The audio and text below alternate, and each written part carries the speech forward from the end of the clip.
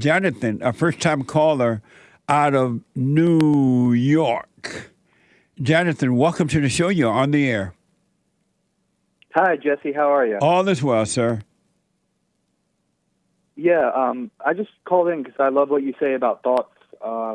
I ruminate about thoughts all the time, the past, the future, and it's something I've been trying to focus on, trying to live in the moment a little bit more instead of worrying about things that don't matter or haven't even occurred yet. Yeah. Are you starting to see that all thoughts are all lies all the time? Yeah, the first time you said that, I thought you were crazy. But now I'm starting to see that I'm starting to try to look at my thoughts a little bit, like as a passive observer, and starting to see that a lot of them are non-productive, ridiculous. But I've thought them before, so it's something I'm trying to do. And now, do you ever wonder? And you're right when you say, "Now I am starting to look at my thoughts." Have you ever wondered, well, who am I that's looking at thoughts? It sounds like two people, right? Who? So there has to be. That's proof that there is somebody else that's looking at somebody else or something else, and most people won't pull away to see that they are not their thoughts. Do you know who the person is that looking at the thoughts? I'd like to think the person who's looking at the thoughts is me, and the person who's creating the thoughts is kind of Satan, just plaguing me with all these worries.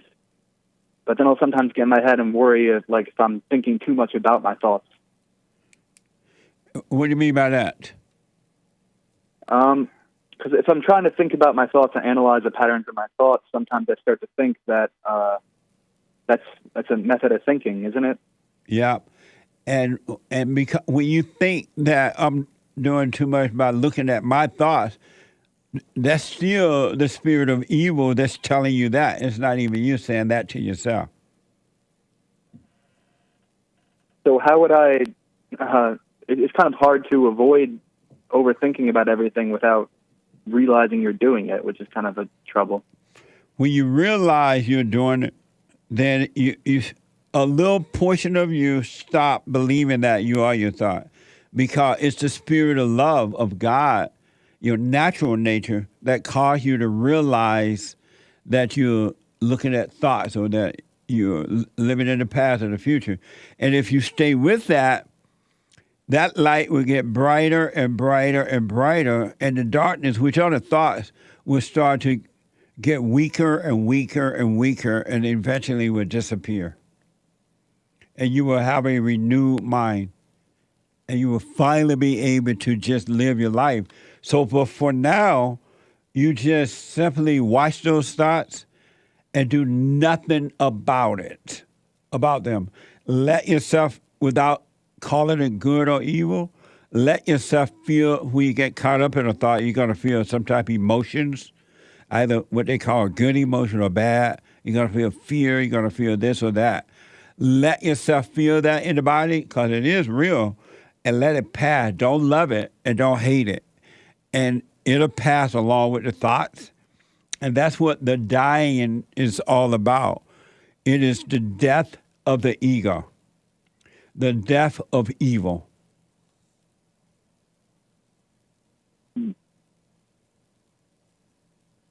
Yeah, I guess it's something I have to work on, because a lot of the thoughts definitely revolve around ego.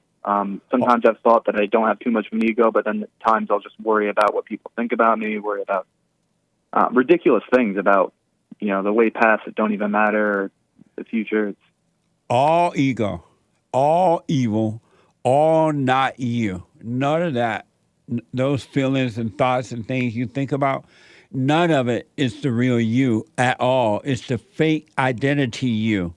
It's the identities you've been taking on from the world. The world tell you got to be this way.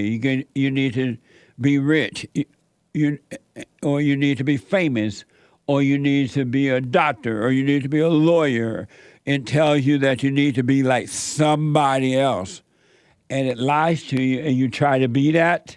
And when you get there, you still have the same fears and doubts and worries and insecurity, because you have believed into a thought.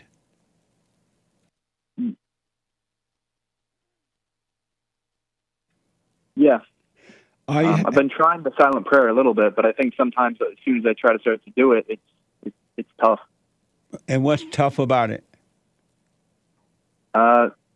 Distractions, almost ADD like distractions. Once I start thinking about something else, I'll be like, I don't know if I believe in it enough, to be honest. And where are the distractions coming from? Usually it's just, I don't want to say boredom, because it's usually not like an intrusive thing, but it's usually just, being antsy, wanting to do something, wanting to not just be still. Right.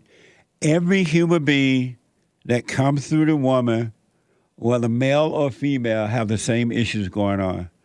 And they would rather stay busy to avoid being still and overcoming the distractions, because the distractions feel like life to them. Being still feel like death. It feel like they're dying. They don't know that they're about to live. But every human being, they'd rather go to church on Sundays and hoop and holler, or at home at night and early in the morning when they pray, they'd rather pray, oh, Lord, bless my mama, bless my dad, heal Sister Joe, Sister Martha, do this and do that. Because being still and doing nothing and saying nothing feel like death. They don't see that. Being active is death. Being still is life. And so you're not the only, every human being feel that. So when they do sit still, those who really decide, you know what, I am living in hell. Look at me. Nothing has worked for me. I'm going to be still. And then the spirit of evil, which is in the thoughts and emotions, get busy and start making you feel lonely or anxiety or bored or something. They think that that's them, but that's the spirit of evil that knows it has to depart from you now if you continue to be still. It cannot control you. It doesn't want to depart from your mind and emotions, because evil lives inside the bodies of human beings. It's not you, and it doesn't want you to be still. And because you have identified with the not you business and activities and partying and everything else, you think it's you, but it's not. Have you gone and forgiven your mother? No, that's a big one. Me and my mother had a big falling out a while ago, and I've tried. I think I've said it before that I forgive her, but I didn't really mean it, and we still were fighting afterwards, and I really want to feel that, because I'm listening to your show, and I feel like I understand that a lot of the problems that I had during my childhood and everything. She couldn't help herself. My father couldn't help himself, and I feel like I understand enough to forgive. It's just bringing myself to do it at this point. So you haven't gone to her and apologized for resenting her for what she's done to you? No, I think at certain points when we were arguing, I've said, I forgive you. And she said, I'm sorry. And I said, I'm sorry, but never like something that felt like it was true forgiveness. Right. That's why you're not free with that fear of your mother yet. Once you truly see what's happening inside of you, that you can't help yourself, something else is driving you, it will cause you to understand that that's the same thing going on with your mother and your father. Then you will go and apologize for resenting them, because resentment is judgment. And everyone who judge, who make decisions and things like that, have no peace. And when you apologize for resenting them, expect nothing in return. You won't argue with her, you wouldn't try to prove it or anything. Hey, I'm sorry for resenting you. Then God will forgive you, and the beginning of beginning of life will start to open up for you.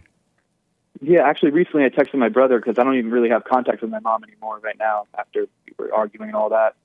And I said, I really want to meet up with her and forgive her. Can you ask her to go do that? And he doesn't really trust me either, because I've been a real a-hole to her, and it's been a difficult relationship. So you've given back to her what she's been giving to you all your life. You become like your mother. As soon as I heard you say that on the show, I realized that I see the similarities definitely. Yeah. She has recreated you in her image. All mothers do that to their sons and daughters. They recreate the children in the hell that they live in, the image of the hell that they're living in.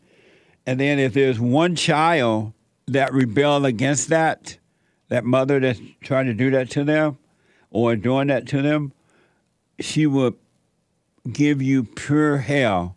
She'll make you look like the bad one in the family. She'll tell everybody else, this is my bad child. This child won't obey me. He or she tried to do it their way. And you'll become a bitter enemy, and she will destroy you. But the other kids, they can't handle that kind of hell. They conform to it. They don't rebel against it. And they think that their mother is their friend, and they're the friend of their mothers, but they're not. They just have conformed to evil, and she controlled them. But they'll make you look like the bad one. And in every family scene, there are one or two kids, boys and girls, who have been set apart from the rest of the family. They were born through the mother, but they don't feel like they're really a part of the family. It's like a little something going on, and they don't understand why they feel that way either. But they have been set apart from that, and they are blessed.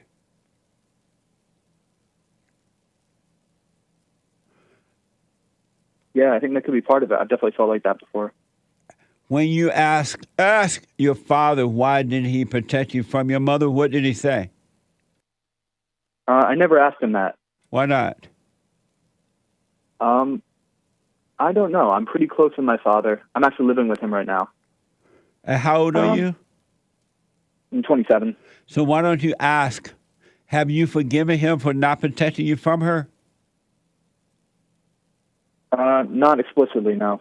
How will you become, and you've heard me say go and forgive, right? Yes. It's interesting, and I appreciate this conversation after we opened up with those scriptures. But it's interesting how Christ came and he planted the seed. He told the people, hey, if you want to be free, you want to have peace, I came that you may have peace. Here's what you need to do. Go and forgive, and I shall give you peace. And most of the people wouldn't do it. And it's interesting that you've heard me say that, and yet you won't do it.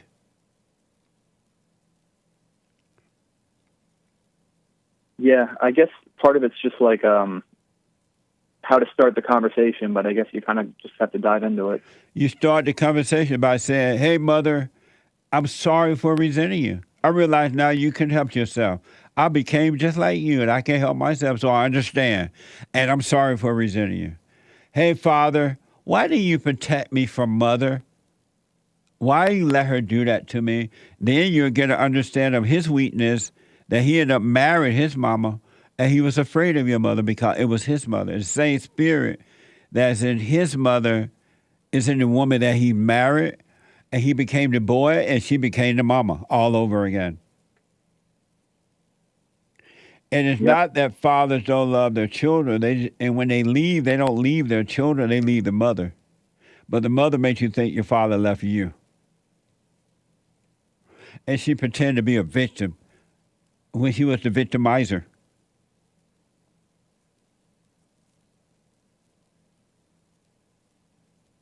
Yeah, I see that.